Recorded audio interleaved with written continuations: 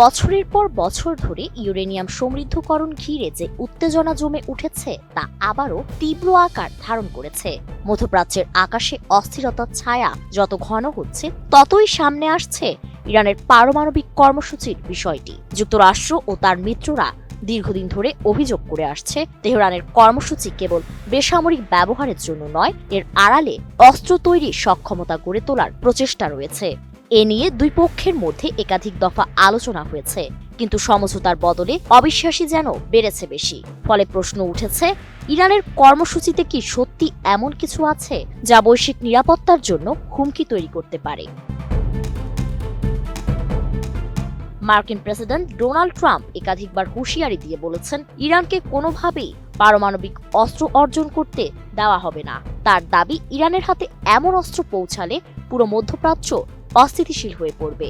তাই তো তেহরানের সঙ্গে আলোচনার মধ্যেই মধ্যপ্রাচ্যে যুদ্ধজাহাজ ও সামরিক সরঞ্জাম মোতায়েন করেছে মার্কিন প্রেসিডেন্ট। অন্যদিকে ইরান বরাবরই দাবি করে এসেছে তাদের পারমাণবিক কর্মসূচি সম্পূর্ণ শান্তিপূর্ণ। চিকিৎসা, কৃষি ও জ্বালানি খাতে প্রযুক্তি উন্নয়নের জন্যই ইউরেনিয়াম সমৃদ্ধ করা হচ্ছে বলে জানায় তেহরান। তবে আন্তর্জাতিক পরমাণু শক্তি সংস্থা পুরোপুরি আশ্বস্ত নয়। সংস্থাটির প্রতিবেদনে উল্লেখ করা হয়েছে, ইরানের কাছে 60% পর্যন্ত সমৃদ্ধ উল্লেখযোগ্য পরিমাণ ইউরেনিয়াম রয়েছে। বিশেষজ্ঞদের মতে এই মাত্রা 90% পৌঁছালে তা পারমাণবিক অস্ত্র তৈরির সক্ষমতায় পৌঁছে যাবে। নতুন বাংলাদেশ গড়তে এলো জুলফিকার স্টিল। জুলফিকার স্টিল, ইস্পাত দৃঢ় অঙ্গীকার।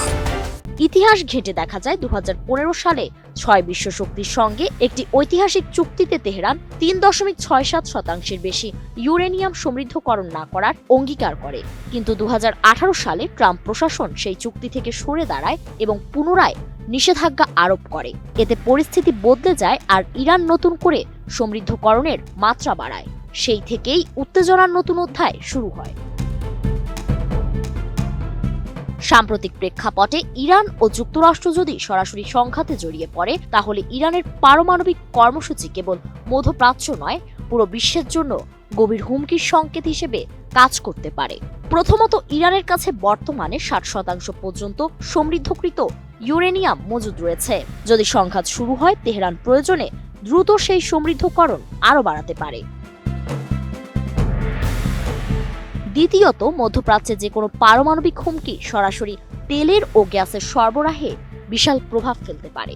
তৃতীয়ত, যদি ইরানের পারমাণবিক কর্মসূচি যুদ্ধের সময়ে সরাসরি হুমকিতে পরিণত হয়, তবে এটি পারমাণবিক প্রযুক্তি ও অস্ত্র তৈরির প্রতিযোগিতা বাড়াতে পারে। এর ফলে প্রতিবেশী দেশগুলোরও নিরাপত্তার কারণে পদক্ষেপ নেওয়ার সম্ভাবনা বাড়বে, যা পুরো অঞ্চলে নতুন ধরনের অস্ত্র প্রতিযোগিতা এবং উত্তেজনা তৈরি করবে। সব মিলিয়ে ইরানের পারমাণবিক কর্মসূচি এখন শুধুমাত্র প্রযুক্তিগত বা সামরিক ইস্যু নয়, এটি মধ্যপ্রাচ্যের ক্ষমতার ভারসাম্য, বৈশ্বিক কূটনীতি এবং ভবিষ্যৎ নিরাপত্তা কাঠামোর কেন্দ্রবিন্দুতে রয়েছে। ফারিন রহমান প্রীতি, এটিএন নিউজ।